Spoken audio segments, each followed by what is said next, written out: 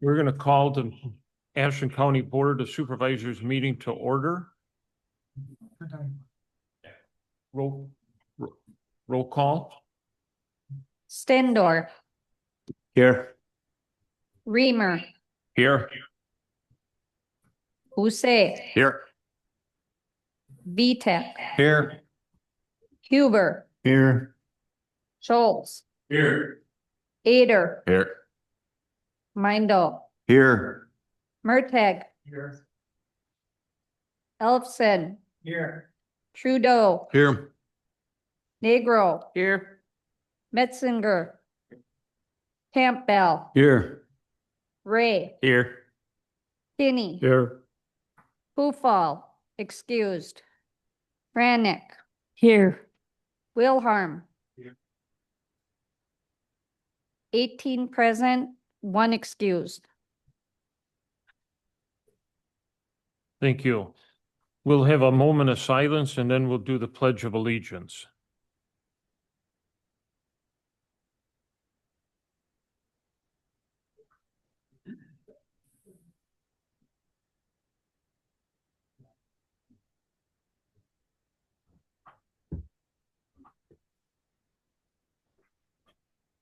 I pledge allegiance to the flag of the United States of America and to the republic which stands one nation under God, indivisible, with liberty and justice for all.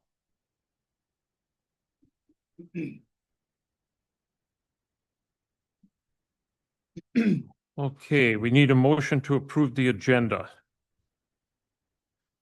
Brad will make that motion. Supervisor Brad Ray makes a motion. Is there a second? Second. Any changes, corrections? All those in favor of approving the agenda, say aye. Aye. Opposed? Motion carried. Just a quick comment on public comment. According to the agenda, the public comment is pertinent to agenda items only, resolutions or ordinances a day. If there's obviously, I see there's some public comment to do with budget items. Those will either be held, can be brought up in the Finance Committee meetings or the public hearing that'll be held on the budget or at a future county board meeting that handles budget items. So if anybody's going to talk on the budget, that isn't pertinent to this public comment because there's nothing on the budget on the agenda. So is there any public comment online or in person that has to do with any item on today's agenda?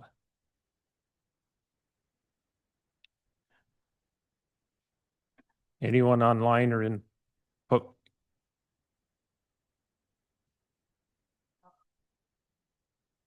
No, it is not. It can be addressed at either the next finance meeting, the budget hearing, or at the next county board meeting, which it'll probably be on. You're welcome.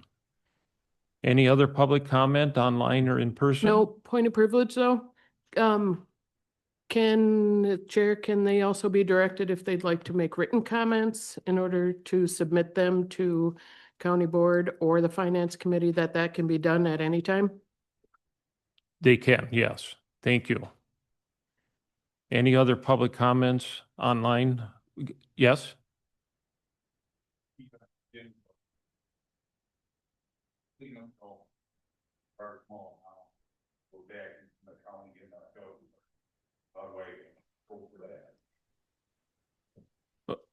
Yeah, what, could you clarify that a little bit more? You're looking for, Could we use a microphone, please? yeah. I was looking for some help for cleaning up my small town as far as health department and the backing of the county. How do I apply for that or get on the agenda for that?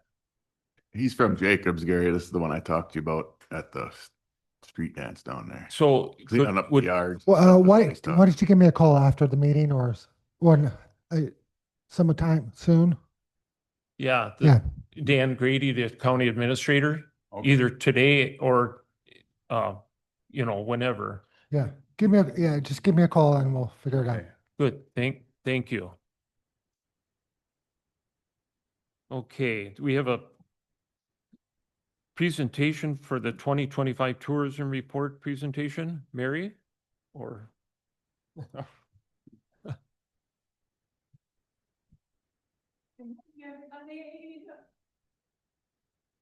We're going to talk about tourism and we're going to talk about Microphone, please.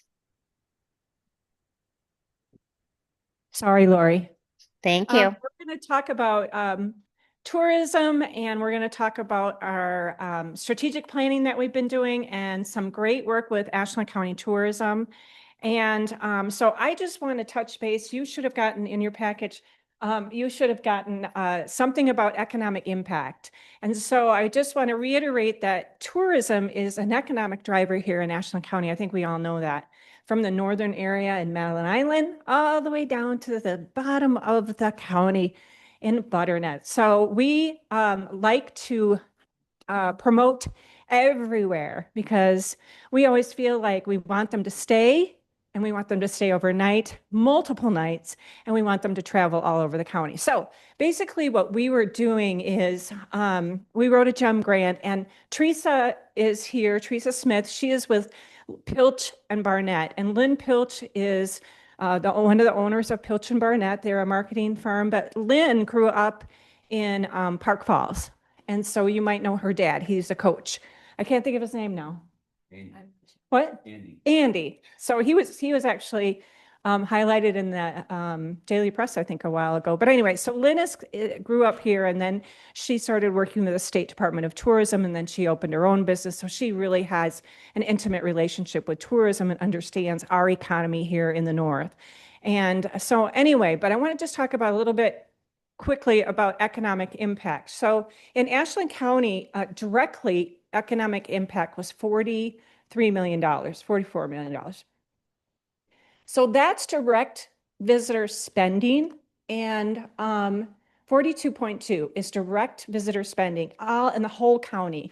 And that's a lot of dollars that are coming in from tourism. However, I want you to know that it's very, very competitive because they have so many choices in Wisconsin, because we do have a beautiful state, and we have Michigan too, which is a beautiful state, and Minnesota. So we have a lot of competition around us, but we have such great outdoor recreation assets in every area of this county, and you all know that. So we try to find your best asset and promote that. And we'll talk a little bit about that in our grant, but total economic impact is 65, and it's kind of a multiplier effect. So you look at the direct spending of 42 million, and then you look at that multiplier effect because you have indirect spending, and then you have spending from perhaps like business owners. So indirect spending is where money that a business owner is putting back into the community. Then you have another facet of multiplying impact, which comes from the employees. So the employees that are employed by tourism businesses, then they get their paychecks and they spend. So we add that into that figure totally in that $65 million. So just wanted to clarify that. And I'm going to turn it over to Teresa Smith. But before I do, I want to just mention that, oh my gosh, I have dropped so many things today. I can't tell you. I think it's to stretch out my pants, but I'm not sure. So anyway, I want to tell you about this auto tour magazine or brochure. And there's 3 left in the whole county. And we are going to be reprinting that this year. And basically this is a brochure that promotes paved roads for motorcycles and automobiles. But what we have found in our strategic planning is people do like road trips, and along with accessibility. So we are going to use this because we have budgeted to reprint this in 25-26, but we use it for in-kind match. So when Teresa talks about how much money we're asking and how much money we have to come up with, using this piece can go against the grant match that we have. Along with our visitor guide, we can also talk about what we found in our strategic plan about accessibility and about road trips. We can write it in there, give a little shout out to the state of Wisconsin Department of Tourism, and that can also be part of match money. So we're very creative. When she says that the grant is $39,000 and we need half of that, we don't need half of that in cash. We do a little creative writing, but it's legal. So there you go. Teresa? Thanks. Take it away. Thank you, everybody. Thank you for allowing me to be here today. As Mary said, I'm with Pilch and Barnett. We're a destination marketing agency, and we work with all kinds of different chambers of commerce, visitors bureaus, and counties across the state of Wisconsin and beyond. I'm in here in Lynn's absence. She's the principal. I'm the marketing, production, and client relations director. And I live down in Minocqua and was the executive director at the Boulder Junction Chamber of Commerce for a couple decades and have worked quite a bit with Vilas County and other counties in the area prior to coming to P&B. So I won't take much of your time. I just want to give you a quick overview on the work that we've been doing with Ashland County for the past year and continue to plan to do so over the coming year. So as Mary mentioned, Ashland County received a $39,500 GEM grant award, which is a joint effort marketing grant through the Wisconsin Department of Tourism about a year ago. And the purpose of this grant was to take a look at Ashland County's current brand, look for ways to strengthen that and highlight the assets and, of course, increase visitor spending throughout the county. As Mary mentioned, it was a 25% match for the first year of the grant. They can apply for 3 years. 25% of the match, again, can go to things like print pieces, also social media posts, e-newsletters that partners may be sending out. It's not all things that Ashland County itself has to do, but the Mellon Chamber or Madeline Island Chamber. Thank you for being here today, ladies. So our goal was to review the marketing, the awareness that visitors have of Ashland County, or maybe they aren't aware, but are aware of the area in between. So our year one accomplishments were doing some research, going through a new brand, and also strategic planning. We had many community partners that were engaged throughout the process. It's really important that everyone is working together throughout the county. It's not just falling on Mary and Joanne. So we had, of course, the Ashland County Tourism and Ashland County Chamber. The Ashland County Snowmobile Club Alliance came to a few meetings. The Town of Jacobs, Madeline Island Chamber, the Butternut Business Center, the Glidden Area Development Corporation, the Mellon Chamber of Commerce, VFW Post 7300 Auxiliary, Wolf Farms, and Ryan Tim Handicap Reserved. We had several meetings over the course of the year, and all of these folks were valuable partners. We did a brand perception survey, as I mentioned, and we targeted folks that were familiar with the area and also not familiar with the area, living in the state of Wisconsin, Minnesota. And we learned that many of these people taking the survey were quite aware of the city of Ashland, but they weren't as familiar with the other communities throughout the county. So moving forward into marketing, as we develop the plan for the coming year and also a website, we want to make sure that all communities are given proper representation and that travelers to the area understand how they can move around the county. We also learned that approximately 65% of individuals plan at least 50% of their trip through the internet, through referrals, through social media. So this gives us an opportunity to show them ways to move throughout the county with itineraries and a nice, robust new website. Most of the folks that that took the survey indicated that they come up for a day trip, but they also stay over for 2 to 3 nights. So shorter stays is what we're seeing. Of course, the goal is always to get them to stay longer. And the top activities that they enjoy are scenic drives, of course, hiking, the waterfalls, shopping, and general outdoor recreation. Throughout our strategic planning meetings, we learned that we'd like to focus on accessibility, not only how to get from here to there and what's accessible, but disabled access as well. So in putting together the flow chart for the new site, we did tag that as an important feature for visitors to learn about when traveling to the area, whether it's a lodging facility, a campground, or a trail. We also have noted that we would like to focus on all recreation throughout the year, ATV and UTV trails, the National Forest, Copper Falls State Park, but the Pinocchio Mountains, Lake Superior, and Madeline Island.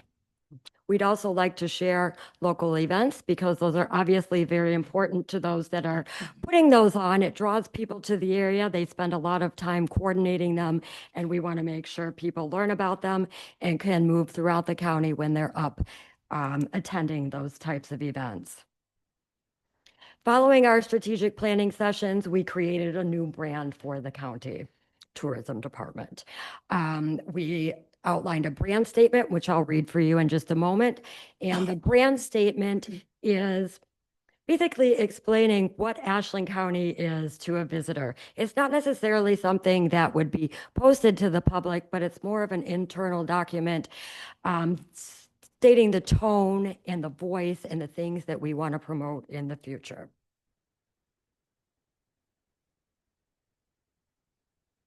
I'm gonna have to pull out a piece of paper because I can't keep my whole screen here, sorry. So this is the brand statement. And once this was approved, this guided us to the new look of Ashland County tourism. Ashland County has long been synonymous with the city of Ashland, evoking images of a community blessed by its proximity to Lake Superior, the greatest of the Great Lakes. Positioned on Wisconsin's northern slope, it attracts visitors year-round, whether to run a marathon, book across the bay, shop in its vibrant downtown, admire its network of murals, dine at its many restaurants, pick up a local produce at the farmer's market, or engage in a variety of water activities made possible by this vast body of water. Yet beyond the city of Ashland lies the majority of Ashland County.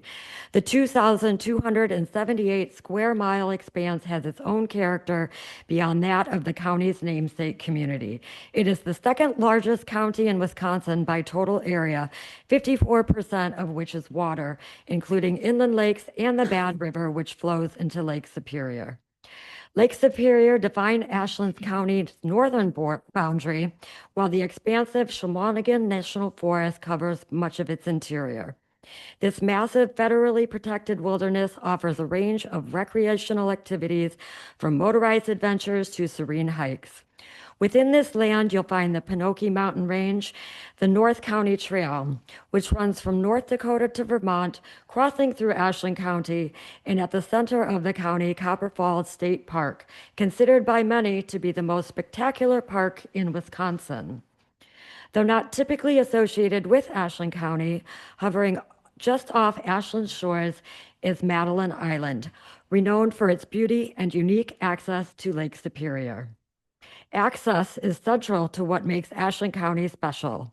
Among all of the assets in the county, the most valuable is the access that allows everyone to experience these many tremendous assets.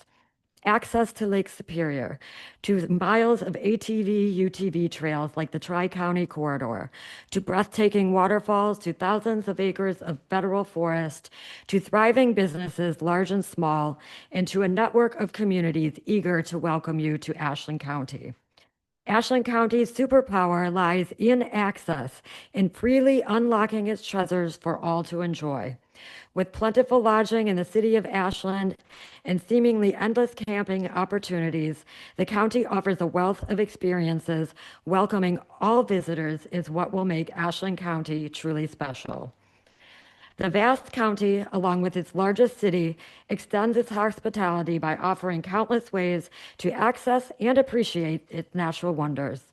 This warm welcome will ensure Ashland County becomes a recognized destination throughout the Midwest. The county's unwavering commitment to sharing its bounty with travelers guarantees that no matter how you explore, the beauty of Ashland County will always be within reach. I hope that resonates with you to be true. These are examples of the logo that we designed over the course of the past year. You can see the A with Ashland County to the right. We utilized the waterfall image to the left, the trees, and then in the center, looks like a road pointing north, right? And the colors that we used with the brand, I'll jump to this one. The colors that we used for the brand were chosen to represent the Copper Falls, to represent the turquoise in Lake Superior. So they are natural colors, but they're not your standard brown, blue, and green that you might see in other rural areas in the Northwoods.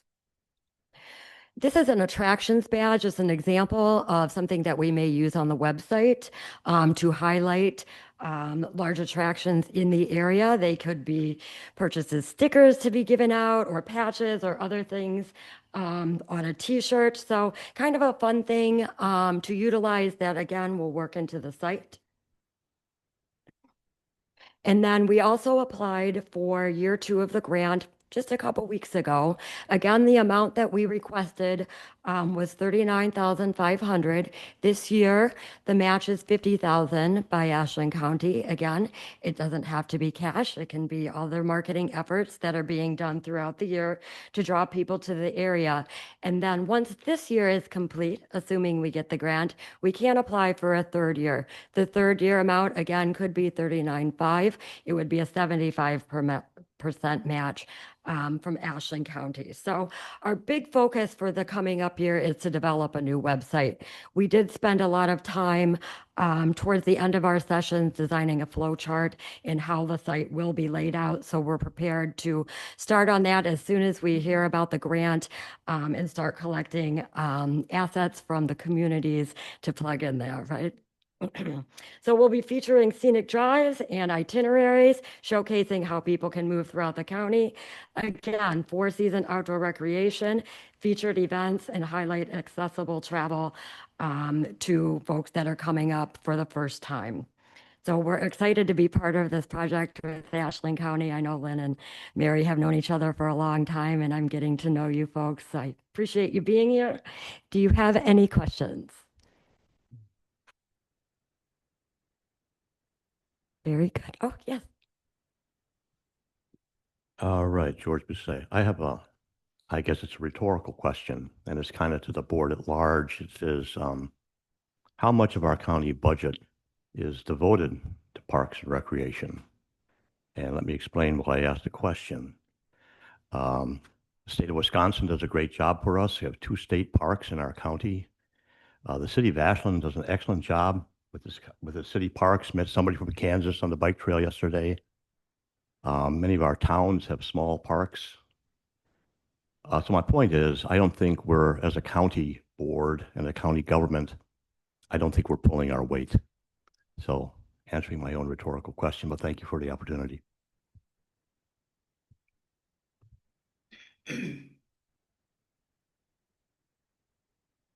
This might be more towards Mary. Ashland County is making a contribution to the Chamber of Commerce. And because the county is making this contribution, they're focusing on activities and things outside of the city limits.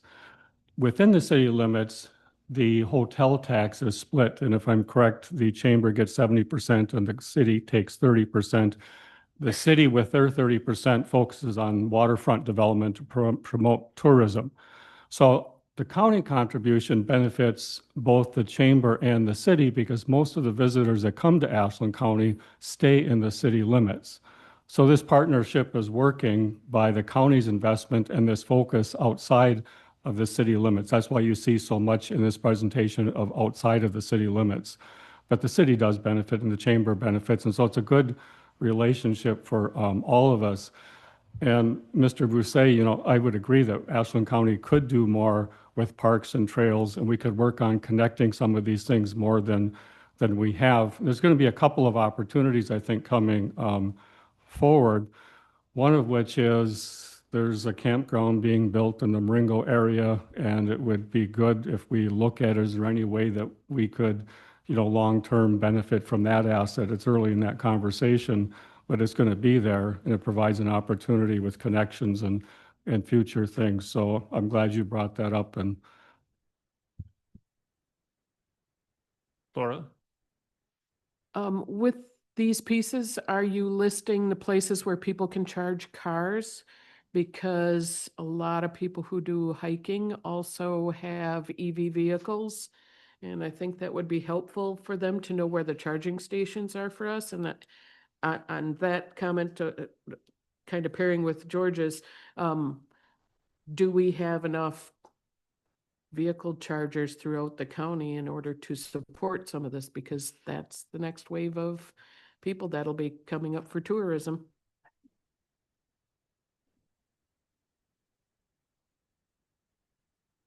Can I use your microphone? So when we talk about access, we're going to include a lot of those items.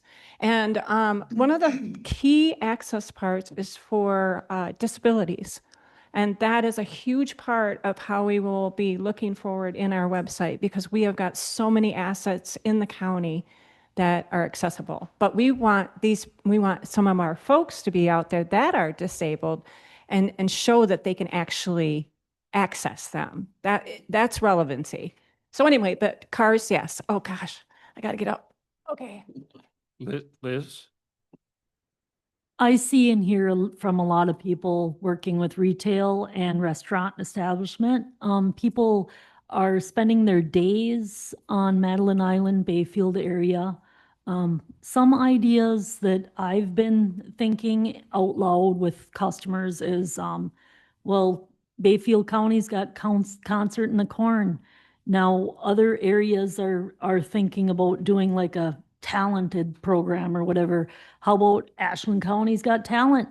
We could have it an all-day event in different areas of the county. They could start in the morning here. They could, the nighttime could be on Madeline Island. It could be a weekend thing. It could be every other weekend. It could be a month-long event. There's artistic people in this town that need a showcase for their art. In this area, Madeline Island to Copper Falls, there's arts, there's music, there's photography opportunities, there's social media wannabes that are, showcasing their talent. There's so much that we could tap into that doesn't cost so much. But one thing that I'd like to see, I was able to catch a local band. I'm hoping their friends and relatives are listening right now. Flesh Wound. They are a metal band. They were so good. I needed that so much that day. I had a friend that passed away. I couldn't make it to his funeral. And one of the things that we bonded with was that metal music. So I'd like to see like a Ashland area's got talent. Rockin' the Res. I mean, there's so much that we can do in this area to put Ashland area on the map and not have all the stories be negative. Thank you. George?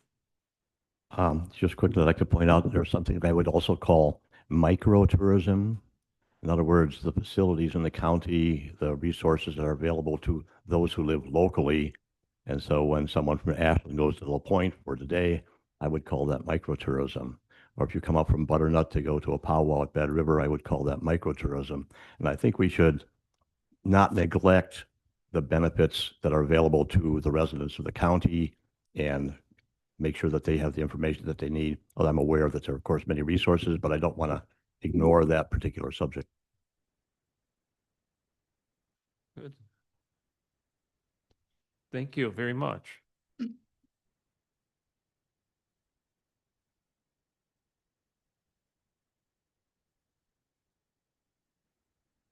Okay. We need a motion to approve the July 22nd, 2025 County Board meeting minutes. Boussaint will so move. Mr. Becerra moves. Mr. Metzinger? Mr. Metzinger seconds it. Any questions, changes? All those in favor of approving the minutes, say aye. Aye. Opposed? Motion carried. Excuse me, Opioid but settlement. Oh, what? Bill, you need to use your microphone when you speak, please. Are you talking to me? Thank you. Sorry. It's lit up. Sorry, Bill. Okay, the opioid settlement resolution R09-2025-1511. So this is a resolution that came to us from WCA through our, through Kruger Dickinson, who's actually doing all the opioids monies for us. They recommend that we, instead of having to go to the board each time, that we pass a resolution authorizing me to go ahead and sign it, the settlement with the approval of the chair, and we move forward. The percentages that we would receive in all resolutions are in Exhibit A in the packet. And I do have 2 settlements to do right by October 6th, which are listed in the packet too. Elizabeth? Motion to approve. Supervisor Frannick makes a motion to approve. Is there a second? Mr. Kinney? This is Pat, I'll second. Pat seconds it. Questions? Blake? So what kind of dollar amounts you talking about, Dan? Well, each settlement's gonna be different because, like we have one with Sandor, which is gonna be a fairly small dollar amount, but then there's a vote to approve the Purdue Pharma settlement, which is huge. So, each one's different, but we're basically going down to the secondary outlets. I think in the discussions we've had in our finance meeting, and I haven't been at the Health and Human Services, but these funds we should start looking at using and utilizing because they're building up in these accounts. And I think with the additional settlements, we just need to start coming up with solutions that we can put money towards that's going to help this problem as opposed to just sitting on the money. So I definitely agree that we need to give Dan the authority to approve these settlements. We just need to come up with this, like a plan on how to use the funds within the next 12 months, I'd say. I can tell you that I did talk to HHS afterwards, and they are looking at different ideas.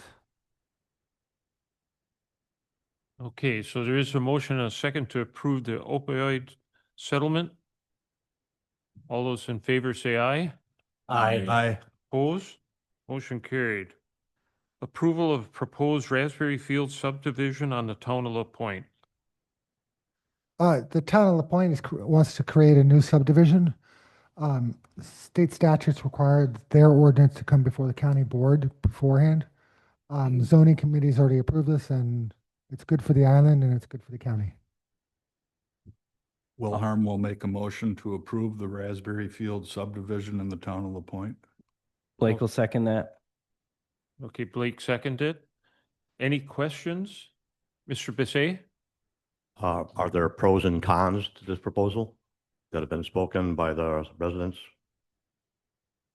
Mr. Wilharm?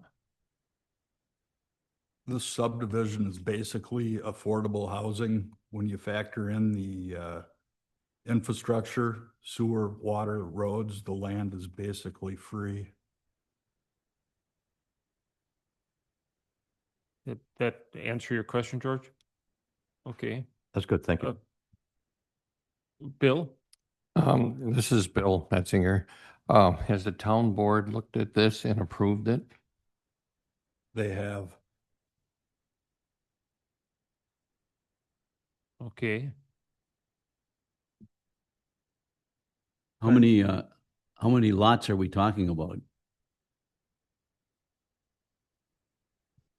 Most of the lots are already contingent, just waiting for approval so they can close, but we're talking about a dozen lots, give or take. Okay, any other questions? refresh my memory. We have a motion and a second. I was thinking about raspberries. Thank you. Okay, motion's been made and seconded to approve the Raspberry Field subdivision on Town of La Pointe. All those in favor say aye. Aye. Opposed? Motion carried. Approve hazard mitigation plan. Okay, this is something that we have to do every 5 years. It would have come up to us sooner, except the administration had made some language changes. So it's here late, but PPLE did go over it at their last meeting. I'll make the motion that we pass the hazard mitigation plan. Laura makes the motion, second. Mr. Ader? I'll second it. Mr. Ader seconds. Any questions? Liz? Was there anything in that hazard mitigation plan discussing homelessness, the opioid addiction issues, stuff like that? No, this is more for natural disasters. All right, thank you. Mr. Kinney? So I read through this, and then later in the agenda, I got down to the lake monitoring resolution. And on page 12 of this plan, it says Ashland County has 85 lakes, and 96 flowages and 548.1 miles of stream. But in the lake monitoring resolution, it says we've got 157 lakes and 1,700 miles of stream. So I Googled it, and the one later in the agenda from Land and Water Conservation on that resolution, those are the same numbers I saw online. So I don't understand, this is the top of page 12 on hydrology in this plan. I don't understand the numbers here, given the numbers we see later on the lake monitoring and what I see online. So I'm wondering if these numbers are correct. And Mary Jo is here, she might be able to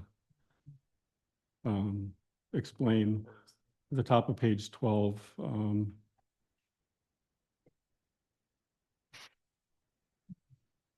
So right there in hydrology. So it says 85 lakes. Later in another item, it says we've got 157 lakes. This says we have 548.1 miles of stream. Later, it says we've got 1,700 miles of streams. So they struck me as different numbers, and maybe there's an explanation.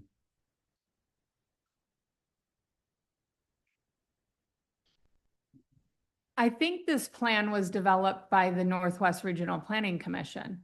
So they would have pulled their data and research from whatever sources they were using, and I'm not sure how they would identify what's classified as a lake or a flowage. So I think that is probably what the answer to your question is based on where they got their information from or how they distinguished what those water bodies were. But the miles of streams, that one I had the hardest time, because streams are our definition so different that we have 548 here and you have 1,700. It could be as simple as a dry running creek bed. Yeah. On my property, I have a dry running creek bed, which only flows in heavy rains or in a spring. The DNR classified it as a running stream, and I've objected multiple times because the road passes over it and that they have certain restrictions. They classify it in their data as a stream, so they're counting it in footage, but right now it's dry. Yeah, it depends on how you categorize. If it's considered a navigable stream, the DNR will identify it as any day of the year that you can float a vessel in it.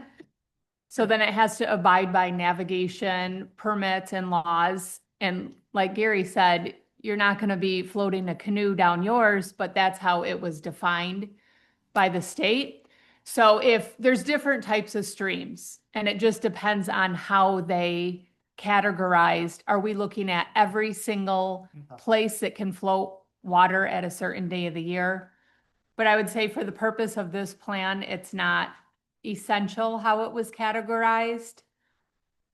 I guess my preference on this plan would be to give them the ability to go back and modify the language here. So if you put in navigable or some other language that would help me, because I read the packet and I get to the later item and I'm like, whoa, those numbers are different than what's in here. But I don't see words in here that help me understand why I'm seeing such different numbers. I would like to, if we pass this, which I assume we will, to give them the ability to edit and add some words or clarify that. Because even when you look online, it comes up with the numbers later and I'm not understanding from what I'm reading. So some edits or clarification would be helpful. Yeah, Christina's probably not going to be able to answer that just because it was the planning commission that was hired to actually write this and write the language in it. But the plan has been going on for over a year, so I would just ask that if you guys do ask for edits, make sure that it doesn't have to come back to the board Yeah, again. so I would like to offer, if I could, an amendment to allow for editing the section on hydrology after review by Northwest Regional Planning. Okay, Laura? As the person who made the first motion, I would just like to amend my motion to approve this hazard mitigation plan and give emergency management the flexibility to change those numbers if it so benefits us. I don't remember, I think Mr. Eater seconded it. Okay. Is it satisfied, Pat? Well, if you could add another word, you said numbers, but maybe it's language we need like navigable or non-navigable, if you would, if that you would include that, because that might be the explanation. I'll make the motion to approve this hazard mitigation plan, giving emergency management the flexibility to change those numbers about the waterways and their descriptions if it benefits us. Okay, Mr. Ader? I will still second it. All right, thank you. Mr. Passay? I think I'm probably going to embarrass myself. I just wanted to ask, which committee would have reviewed this before coming to the board? Public property. Public property? Thank you. Okay. Elizabeth? I'm looking through it a little bit here and I don't know if anybody could answer the question, but we have all kinds of different natural disasters that are happening. We can't prevent those. But what can we do in the event before a flood or a natural disaster? What kind of things can our committees and different forest management, what can they increase or decrease that could help, in before this happens to decrease our hazards? Because we had that big flood that time.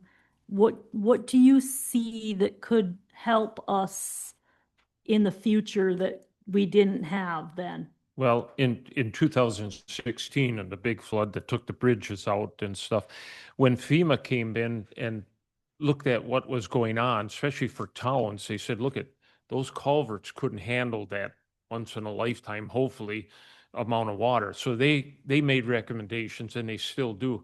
If the culvert's too small, how do we process it? And you'll see like in the High Bridge area, they did a lot of contouring of the land and stuff to try and take advantage of the next flood like that. But in that flood, we had 10 to 12 inches overnight.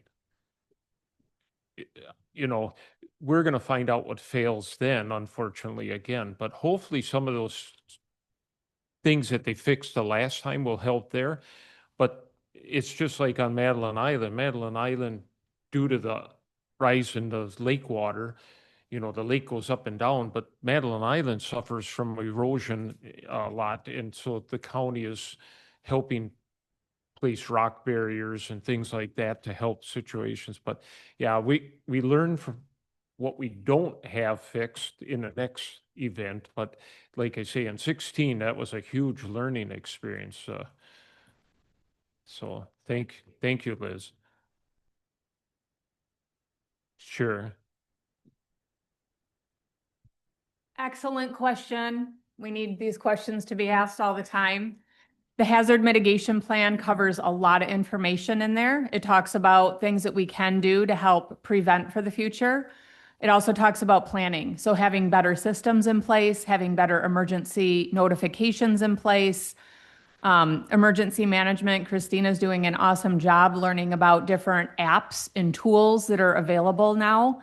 So we know when some of these storms are coming and we can get awareness out to people that sign up, either through notifications on your phone, a telephone call, an email.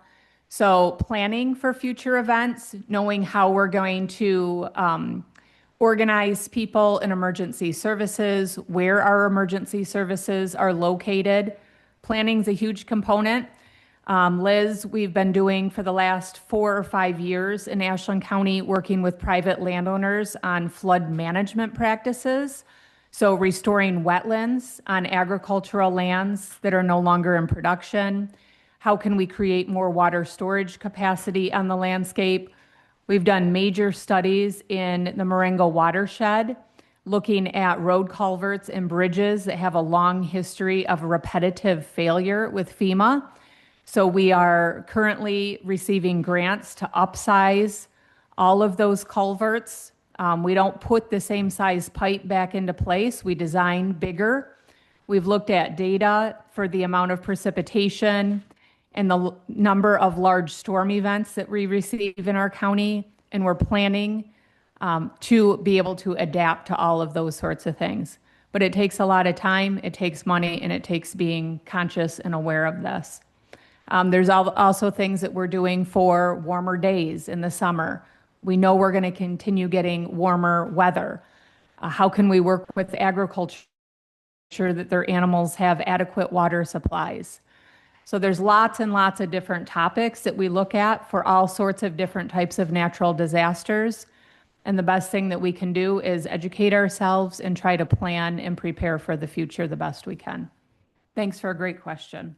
Thank you. Just wanted to offer that highway is also on top of this as well. We've applied for 4 or 5 culvert upsizing for extreme weather events. Several of those were on pause. A few were canceled in the turnover of administrations, but those are coming back slowly. So I do expect that we'll get some more. Good. Thank you.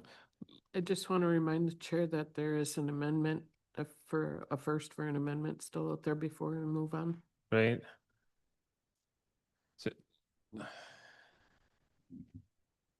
Christina Zwonkowski, Emergency Management. I just wanted to say, well, thanks, Mary Jo. And also when we did this plan, it was a group of people. It wasn't just 2 people sitting in a room. We had the highway department there. We had Ashland City. We had different county representation. There was a ton of people in the room, and we met, 10 times probably at 2 to 3 hours each time to write this. And it was quite large, and we were able to individually, each department, take responsibility for the actions that we feel need to happen. And then, like Dan said, it's a 5-year time frame, and we were quite late from when Dorothy retired and I started. But so it was definitely a group effort, and everyone had a say in what they felt. And we had a rating system on all of the issues that could possibly come and where they should be placed, and who was in charge of making sure the preparations happen and things like that. So it was definitely a long, well thought out process that included a lot of entities. Good. Thank you. Okay, we do have an amendment on the floor. So we need to vote on whether we accept the amendment. Any Restate the amendment, please. Well, Mr. Kinney made an amendment, but I think, That wasn't second. It was accepted, right? but yeah, Ms. Negro amended her original motion and Mr. Right. Reader seconded it. So I don't think we have an amendment anymore. Does he have to withdraw it? I'm sorry? Does he have to Okay. Yeah. Just checking. Pat's didn't. Yeah. Okay. Yeah, Pat's didn't. Okay, good. Pat? For clarification, if I'm correct, after I offered the amendment, then you spoke and amended yours, and therefore there wasn't a need for a second to mine because you amended yours, and then the amendment was accepted by the person who seconds. I think we're ready to vote. Let it be shown that no one seconded Pat's motion. Okay, so we have a motion and a second to approve. Any other questions? All those in favor say aye. Aye. Opposed? Motion carried. Thank you very much. Well done. Post office update. Heather, can you pull up? Okay, so I assume everybody saw this, how the post office decided to not go through with the lease in Highbridge. Can you go down to the picture? Might be the other attachment.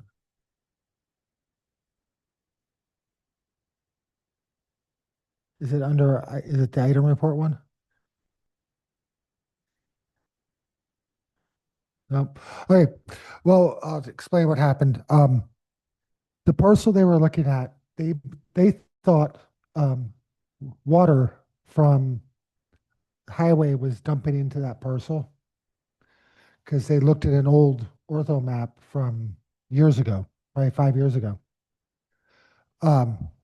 And they had said, well, can we have the other parcel? And we said no, because we already stuck money into this parcel. So, and we explained to them that pipe has been moved and the water now goes out directly to the culvert, not onto the property. Well, they didn't bother having somebody come check it and just decide to cancel it. So we don't have the lease anymore, and there is power there, but Matt has had the box removed, so we don't incur any fees. So the site is still ready for development, but the post office has moved on. And I do not know what their plan is for that area. They have not told us. I imagine they're still going to try to come out of Mellon for now. Our problem as a county is, and I could be off by a few dollars, but we have about $30,000 stuck into that property due to them saying they wanted it. So I'm a little upset that we spent money for them and then they pull out. So where it goes from here, I'm not sure either, but I'm kind of the opinion fighting it's going to cost us more than the 30 grand. So yeah, Bill?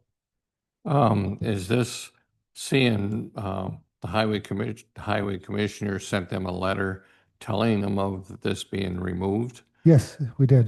Do you think that they could change their mind yet? No, we already told them it's been removed, and they're still looking at 5-year-old pictures, and they're unwilling to look at anything. It's post office. I believe the post office is undergoing a major reorganization, so they may have decided that they're going to do something else out there anyhow. Laura?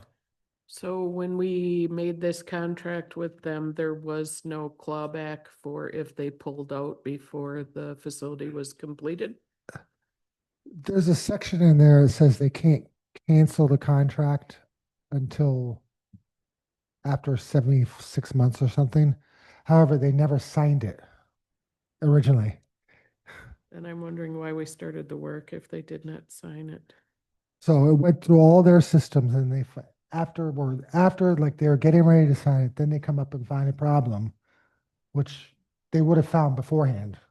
So obviously their plans have actually changed, is what's going on. Anyways, my question again is, why did we start the work before it was signed by them then? Because they were supposed to be put it in there by now.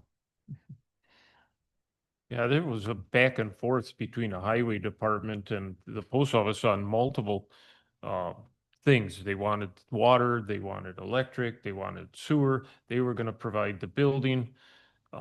This has been going on, and Bill, you're aware of it too, it's been going on for 2 years. They kept asking for something and they were told we could do it, and we thought that that building would be there. That water issue was just us. Excuse. It, somebody at the higher levels of the post office needs to be fired. I would think we need a better process then, because we should have never started that if that contract wasn't signed. We put ourselves in legal jeopardy there. Good. Any other questions, Mr. Kinney? My grandfather built the Mason Post Office in 1961 when he was postmaster. So we're very familiar with the Postal Service. They always do things in a way that works for them and ask that others take the risk. I don't know what their plans are for Marengo. I know our lease is up in under 3 years. And what happened in Marengo, and I will tell the Ashland postmaster this before very long, because he oversees it, what they did in Marengo makes it highly unlikely we want to invest any more in the Mason post office. To anyone in the Marengo area who is considering engaging with the Postal Service on a property that they lease to, read every word in the contract, make sure they sign it before you take any risk that you're not willing to take, because they've always got things done in a way where their interests are protected and they leave the landlord at risk, taking the risk. That's just the way they do things.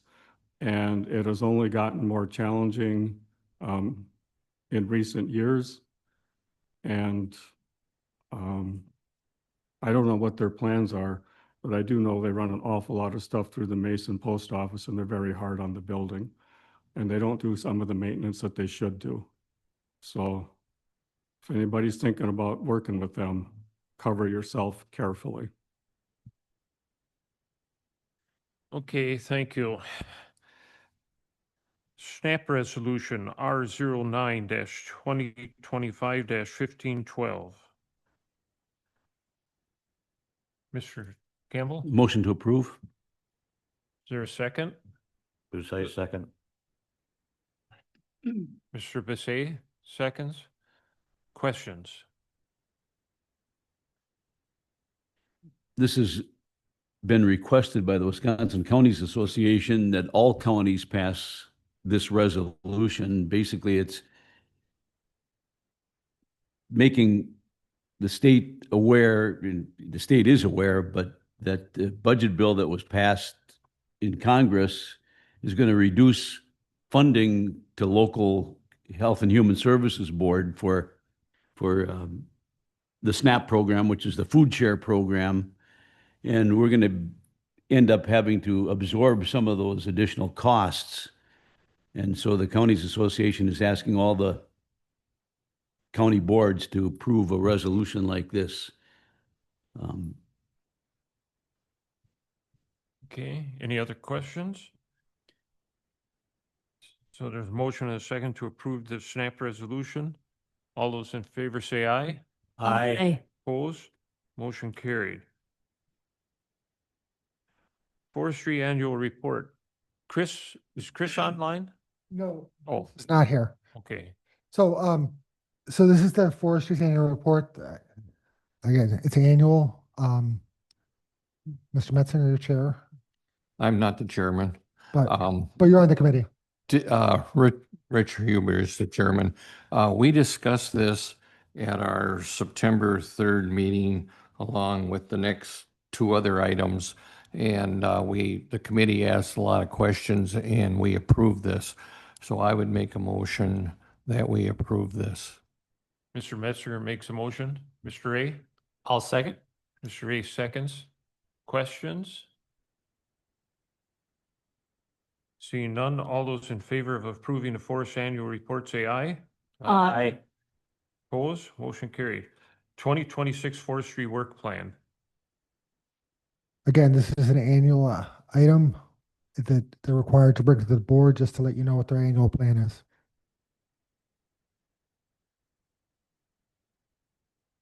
Any questions? Rich? Rich Huber makes a motion. Laura? This is Laura. I'll make the second. Second, right, Laura. Any other questions? Rich or George? All right, so it's my my opportunity to sound like broken record. I don't think that we are pulling our weight in service to our residents in respects of parks and recreation. The feds have great campgrounds for us, hiking trails like Morgan Falls. The state has Copper Falls and the park on Madeline Island. The cities have great city parks. The towns have little local town parks. The school districts provide recreational fields. So we have a couple of boat landings that we hardly pay attention to, and some trails that we help maintain, which are great for snowmobiles and ATVs. But in terms of the overall population, I really feel that the county ought to be contributing more, fully aware of our budget constraints, but I really don't think we're pulling our weight. And that's in the forestry department as of this point in time. Thank you. Blake?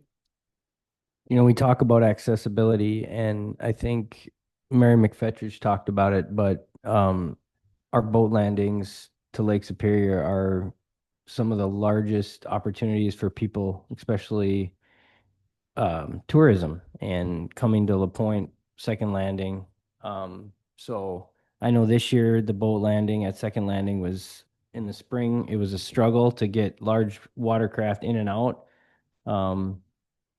He went there, the head of forestry, and looked at it. But I think what we're hearing is we're not putting money aside into budgets to invest in some of these things. And so I'd like us in this forestry to start looking at how much are we investing in these landings, how much accessibility, and making sure that the forest is being funded for that type of access. One thing to note, the forestry department is contracting to have that dredged. It becomes a big issue here because dredging that landing doesn't help what's beyond the landing. It's my understanding this year that beyond the landing was as bad as the landing itself, that the water's so low that people were struggling once they got out of the landing to get farther out. And wind currents and stuff, we're going to have a problem. But there is a proposal right now. Chris expects to get a proposal next week from a contractor. Yeah, to do the dredging because it is an issue. So thank you. Okay, so the 2026 forestry work plan. Other questions? Bill? I just wanted to comment that if they do dredge Second Landing and stuff, in a bad storm, it could easily silt in the same year. And that's why they're trying to obtain some type of grant that would help so that we wouldn't have to pay everything. So that, you know, but they're worried that it's going to, in a bad storm, dump back in and we wouldn't have accomplished anything. So I think that's important to mention. And we also talked about getting the National Guard involved too, to try to more assets to, because you're gonna have to do something permanent, because with all the sand, it's just sand out there. So Right. you dredge it, it's just gonna fill back in a couple of years naturally without a storm. Good, thank you. Okay, any other questions on the work plan? All those in favor of approving it, say aye. Aye. Opposed, motion carried. Brad Ray abstains. Yeah, George Busset abstains. So abstention, George? Okay, so Bradley and Mr. Bissay abstain. Okay. County Forest Variable Acreage Share Payment Resolution R09-2025-1513. Again, this is one we pass every year.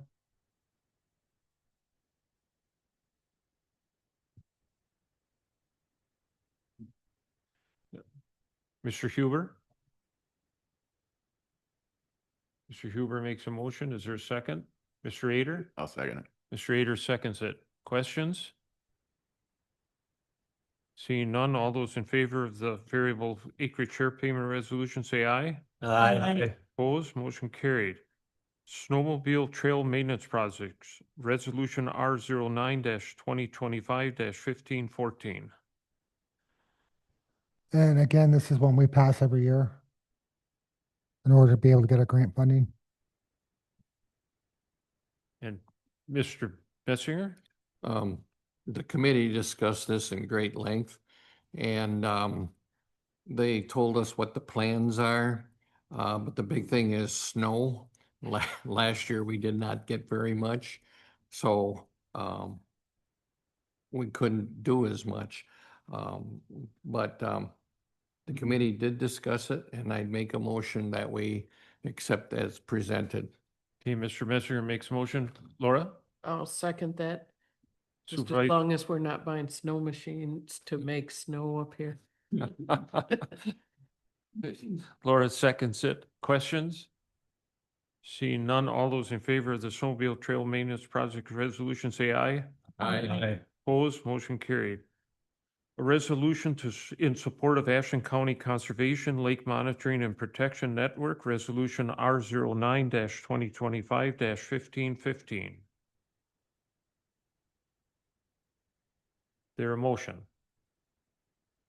Hussein moves in favor. Mr. Becerra makes a motion. Mr. Minville seconds it. Questions? Seeing none, all those in favor of the resolution for Ashland County Conservation, say aye. Aye. Opposed? Motion carried. Administrator report. Okay, I was gonna bring up the dredging, but I can answer with some more questions if there's any from anybody. Okay. Two, you may notice a bunch of guys running around the building. A new camera system is being installed. That was budgeted for in last October. So we'll get a higher resolution camera in here for security. To see, we're working on the budget right now. I can tell you it's very tight. We're gonna have some work to do to get it balanced before our finance committee looks at it next week. So there might be some unexpected cuts in places. So we'll be working with staff and everybody to make sure we get a recommendation to finance. So, and then finally, this morning Supervisor Anderson resigned. So we have an open seat now in District 15. My feeling, unless the board objects, we're getting so close to a month or two to file papers that unless somebody voluntarily comes forward, we maybe leave that seat open until then. My other question is the Bad River seat. We're going to be meeting hopefully soon with Bad River and ask them, we haven't had somebody sitting there in quite a while. And so they need to help us out a little bit if they want representation. It's been a couple of years since we've had somebody steady. We need to hear their voice. So we'll talk to them again, but and then just to let everybody know, Dick Poofall is recuperating. I guess Dan would. Well, he had an accident and hurt himself, so he's recuperating at home now, I believe. Pat? 8 days ago, he left Memorial Medical Center, and I went up to see him a couple of times, and things were going well and looking like things will be good. And then he had an option of either going home or to Northern Lights for a week. So he apparently went to Northern Lights, and I've tried calling him there and they didn't return my calls. But so I think, that week was up yesterday. And they got a lift in the house. So I think he probably is home maybe yesterday or today. The hardest thing in all of this for Dick is I think he missed 2 Packer games. And we need to have a discussion, maybe you could bring it up about a former supervisor here in Ashland County, Mr. Nelson, that we want to put him in our thoughts. If you want to give the board a little bit of an update, just briefly. Recently his son Nate passed away, so it's a tough week on the island. Okay. Yeah, Mr. Nelson was on the board for years. He still does a lot of work for the county and stuff for the highway department and that, so we'll be thinking of the family, so thank you. Thank you. Okay, Administrator updates. Mr. Messinger? Have we set a date for the next county board meeting? I had heard it was going to be the 28th of October. Yes. That'll be the budget meeting. Yes. Yeah, we had set a calendar, we had set a date for the fourth Tuesday of every month, except for this month, of course, because of WCA. So that would be October 28th. The 28th of October. Yeah. That'll be the budget hearing. 28th of October will be the next meeting, and that will be the public hearing on the budget and the vote on the budget.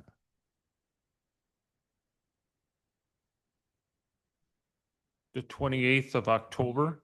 It's a Tuesday. Yep. Liz? Not October, September 30th in Canada is National Day of Truth and Reconciliation, which represents Orange Shirt Day. The Orange Shirt Day started in 2013. A survivor came forward and told her experience. She had her orange shirt was a gift from her grandma. She was forced into a residential school at age 6, and they took her orange shirt. So that day is a symbol of that, and many others stories that did not survive the residential schools. The symbol of the stripping away of Indigenous children's cultural freedom and self-esteem is recognizing that day to honor the survivors, spread awareness, promote reconciliation. They have a motto that every child matters, a commitment to a better future, and the ongoing truth that Indigenous children and all children are valued. How to observe that day?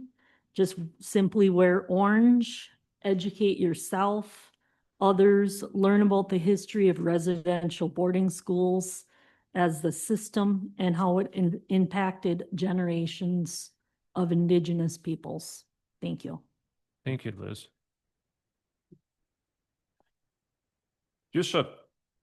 Go ahead, George. Are we at supervisor updates? Yes. Okay, just 2 points. You all have their copies of our first quarterly planning committee newsletter, which is part of our ability to communicate about the comprehensive plan update process and hoping to get participation from residents. Secondly, I'd like to point out that planning committee agendas cover basically the entire comprehensive plan. So any citizen that wants to come and talk about an issue is basically always on the agenda. So if they want to talk about development, we could have talked about that today if it had been the planning committee, because if you look into the comprehensive plan, it's just about everything you want to talk about. Good, thank you, George. Laura? I'm wondering if the new innovation grant from the Department of Revenue is on our list of things to attack. It says that counties and municipalities can transfer service duty in order to be eligible for the innovation grant. And we're talking about how tight our budgets are. So if we can dig through and find things that can qualify for that, that will help the We're counties. actively doing so. We're still working with our legislators to change the eligibility date of the innovation grant, so joint dispatch would be eligible. Currently it isn't because we merged before the DOR had come out with their regs. So we're working on trying to change that eligibility date. And Mark and I have been looking at other things where we can merge. Okay, thank you. Mr. Bizet? Just briefly, part of the point of this looking rather simple is that it costs less than 20 cents a copy to produce versus this. I have no idea how much it costs to produce, but I almost never look at it. So message to our public is we're not wasting your money. Good, thank you. Just a point of information, some of you won't know Day Lake and by Clam Lake, Day Lake flowage. A few years ago, twice in a couple year period, they drained the lake a bit. not totally, but they drained it off the shorelines to kill the weeds. Could be as early as next month, or the Forest Service is hoping they push it till next October. There's a failure in the dam. So they have to repair that dam. They're going to drain the entire lake. All that will be left is the river flowage and the one hole. There's a deep hole by the river flowage. So the entire lake's going. Fisheries is going to try and go in and mark fish. They have this thought that because the water is going to be so short of an area, that the muskies will eat everything inside that body of water, and they'll have big muskies. And some of the walleyes are going over the dam, which they've tagged already. And they'll try and recover them next year, because that short stretch between those two dams isn't very long. But anyways, so if people, the fear from the Forest Service, who's had comments with me, is they don't want them to do it in the spring, because the campground is there and that's a huge draw. So just for people who use it or don't, they told us at the forestry meeting they could do it as early as next month. The Forest Service would like to see them push it out till next year, but we'll see what happens there. But just for recreational purposes, it'll be an interesting situation, so. And just if anybody has questions at the Forest Service, Chair Mertig and I are meeting with the new forest ranger for the region on October 15th. So if you want to let us know any questions, we can ask them. And Bill, just to let you know, one of the questions we have is the visitor center. Yeah. Yeah. Well, Senator Baldwin was out actually at the visitor center questioning them. And Congressman Tiffany has been trying to get answers too. So. Good. Any other questions? Otherwise, we need that big motion. Would like to make a motion to adjourn. Mr. Sindor. Ron will make a motion, we adjourn. Ron's motion. Mr. Huber? Second. No discussion. All those in favor say aye. Aye.